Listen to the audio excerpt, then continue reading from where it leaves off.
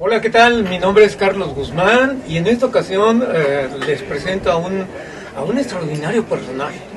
Un extraordinario personaje que ha tenido una vida increíble, porque aquí, en esta zona del silencio, que ya nos platicará el nombre correcto, el don Benjamín Nava ha tenido la oportunidad de ser testigo de varios eventos históricos que han ocurrido aquí en esta zona del silencio, como desde luego la caída del meteorito de Allende, la caída del cohete Athena, pero sobre todo haber conocido también a personajes extraordinarios como Harry de la Piña, en sí el descubridor de la zona del silencio, y a Wernher von Braun.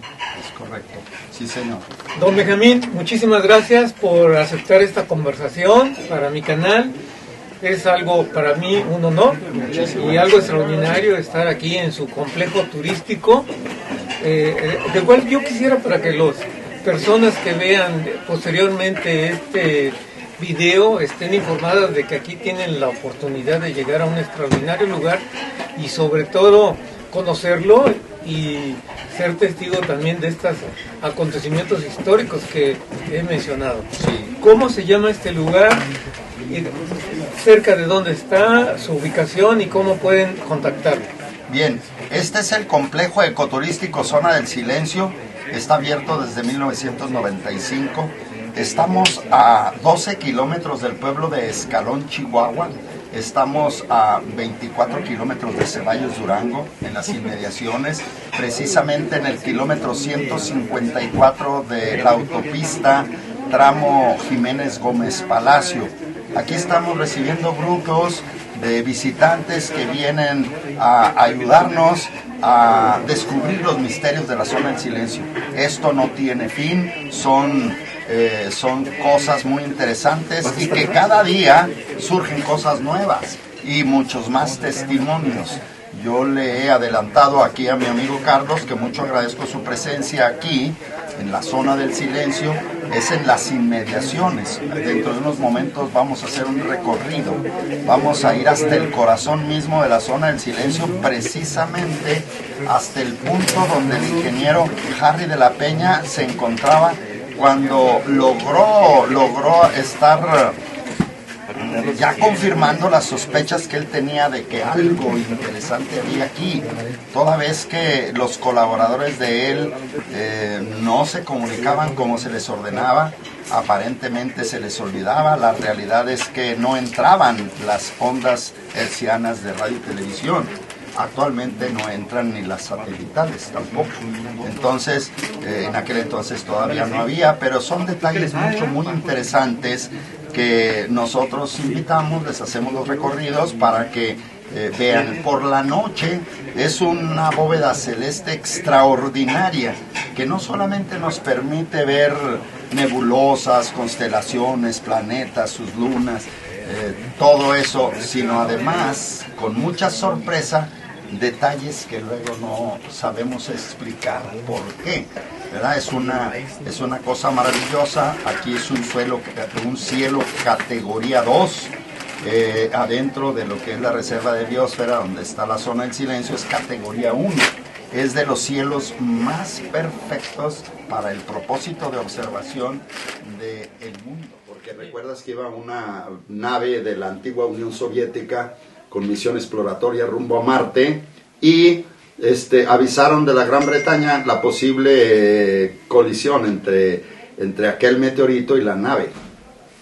Maniobraron y le sacaron la vuelta, pero para sorpresa de la humanidad, porque ya estaban viendo todos los centros espaciales del mundo la maniobra, también aquello le sacó la vuelta.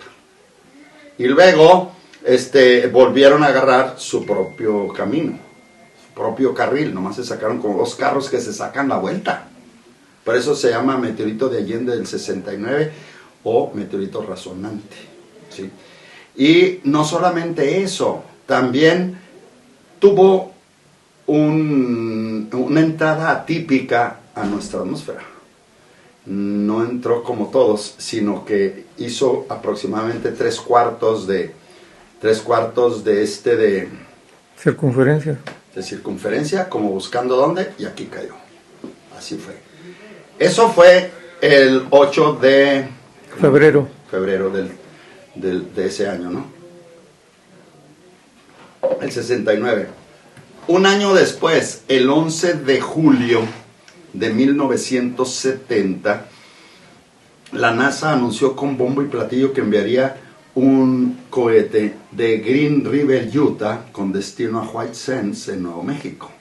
Pero en cuanto lo soltó, dijo: estamos preocupados, hemos perdido el control de este aparato, pero no se preocupen, países del mundo, donde caigan nos comprometemos a ir y limpiar de todo lo que pueda producir de contaminación. Es un cohete de 18 metros de alto por 85 centímetros de diámetro, con barras estabilizadoras en el centro y en la base. Y lo grave, decían ellos, en la nariz del cohete trae una cápsula de cobalto 57 altamente radioactivo. ¿Qué pasó con eso? No estamos de acuerdo, nadie lo creyó, porque iban a mandar de Utah a Nuevo México contaminación. Claro que no, ¿sí? Con todo el antecedente de este meteorito que cayó un año antes, y que un año antes, también en el 69, Neil Armstrong, Edwin Aldrin, Michael Collins habían puesto el Apolo 11 exactamente ahí en el mar de la tranquilidad, y no le erraron ni con una pulgada. Como que aquí le erraron 1,600 kilómetros. 5 días después, como que ya estaban preparados para venir, llegaron a la estación del ferrocarril. Ahorita te voy a enseñar la finca que se utilizaba como escuela. A mí me tocó ver el tren cargado de 50 científicos. Se dijo en aquella época que iban 50 científicos encabezados por Wernher von Braun en un tren especial. El tren era color aluminio, así como los refrigeradores. Tenía las banderas de Estados Unidos y tenía el logotipo de la NASA, el logotipo original, el que es como un átomo, ¿verdad? No estilizado ya, que nomás dice NASA, con letras, con 4 letras, no, el original. A mí, ahí nos sacaban mis maestros a que viéramos el tren. Y en la tarde yo me iba con mi papá a seguir curioseando. Mi maestro Carlos Esquivel Porras nos llevaba y nos decía: mano cadena, todos agarrados de la mano, porque había muchos vehículos, y pues salían, entraban y todo, de periodistas de todo el mundo.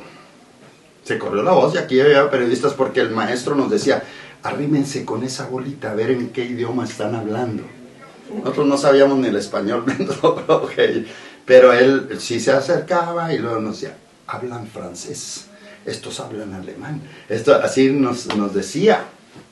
¿Sí? Ahí durmieron 2 noches, 3 días. Estuvo en el pueblo de Escalón ese tren. Por las tardes, nomás 2 de esas tardes, mi papá y él caminaban por el andén donde está la estación. A mí los kilómetros que tendieron, me dijo 16. Sí, señor. 16 Usted en este momento, sí, ¿sabe exactamente la trayectoria de esos 16? Sí, ¿de dónde a dónde? Está registrado.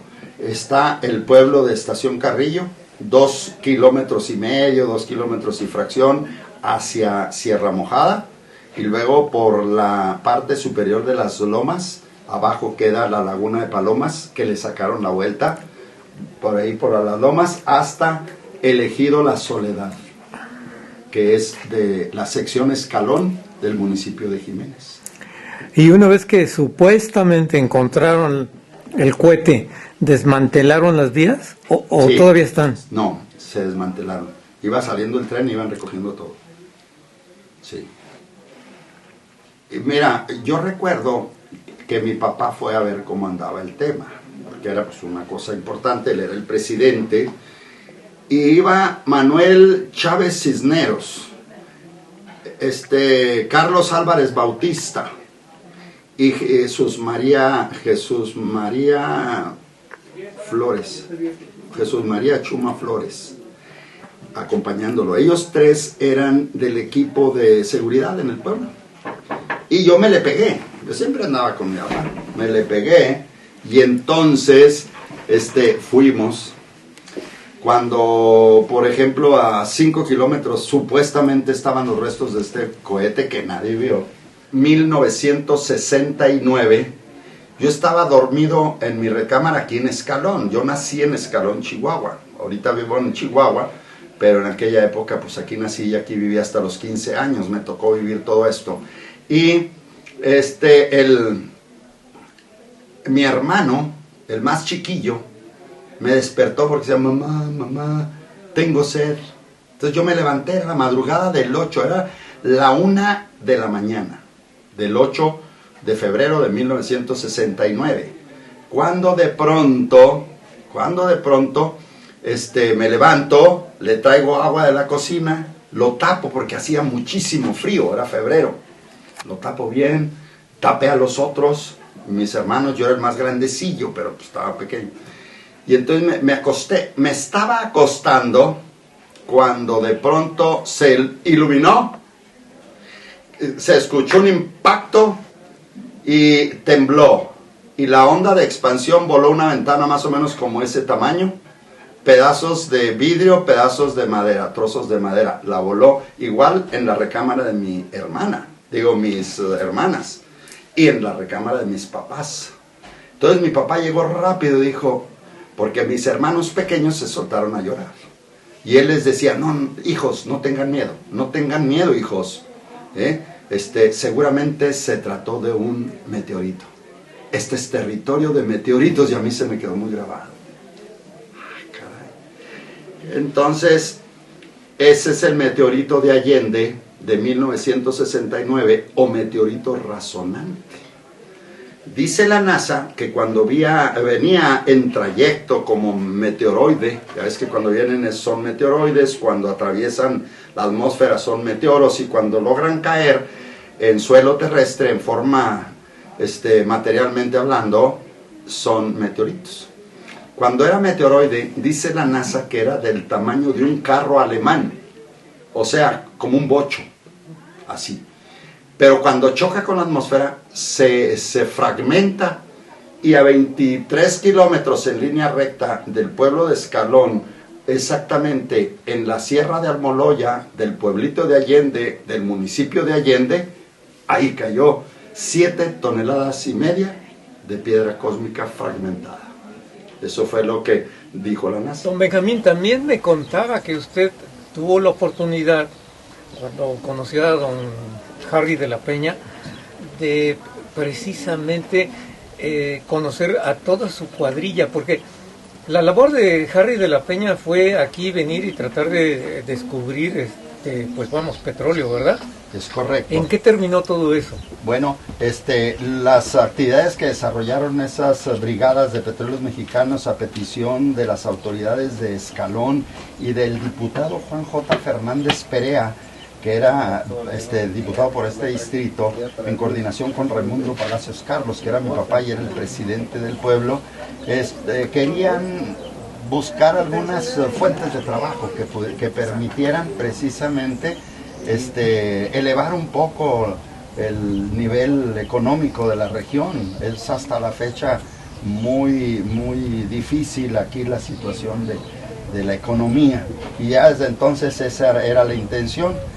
Vinieron de Comisión Federal de Electricidad, vinieron compañías mineras, vinieron de la Junta Municipal de Agua, vinieron de Pemex, y pues ahí se instalaron en Escalón con un sendo campamento, y a partir de ahí se iban hacia el poniente, hacia aquel rumbo, justamente rumbo al Cerro del Desierto, a partir del pueblo de Escalón, el poniente. Esa brigada la encabezaba Fandi Esquiafino Pérez. Y luego otra brigada rumbo al sur, rumbo a Ceballos Durango y la hacienda de La Flor, que encabezaba precisamente el ingeniero Uriel Sánchez Paniagua. Y había otra más en esta dirección. Ahí está el Cerro Tetas de Juana, donde está el tractor hacia un lado, ese alto, ese es el Cerro Tetas de Juana. Y los que iban acá al mando de Carlos Olivera Rincón, ellos no contestaban, a pesar de que durante las reuniones por las tardes, que ya hacían sus reportes definitivos de la actividad del día, le decía, oiga, pues préstele más atención a la radio, se les está hablando y no contestan. Y él decía, no, el que no contesta es Juanito, que era el encargado, Juan Fernández López, era el encargado de la base de radio en el campamento. Le decía, seguramente Juanito descuida. No, nosotros nos la pasamos hablando. Y así estaba, hasta que de plano les comentaba yo hace unos momentos, decidió caerles por sorpresa. Se narra en su bitácora de trabajo correspondiente al 6 de agosto de 1966, narra por dónde fue, por dónde llegó y dónde encontró la brigada de Carlos, del ingeniero Carlos Olivera, y ahí les cayó por sorpresa, pero él mismo dice, mayor sorpresa fue la que yo me llevé, porque efectivamente no había una fácil propagación de las ondas hertzianas. Entonces les pedí a los vehículos que traía esa brigada, usted colóquese en aquella loma, usted por acá, usted por allá, y aquí oía pura estática y acá unas voces entrecortadas, ahí absolutamente nada, y así, muy bueno para que podamos ilustrar los puntos exactos donde sucedieron todo esto que estamos comentando. Excelente.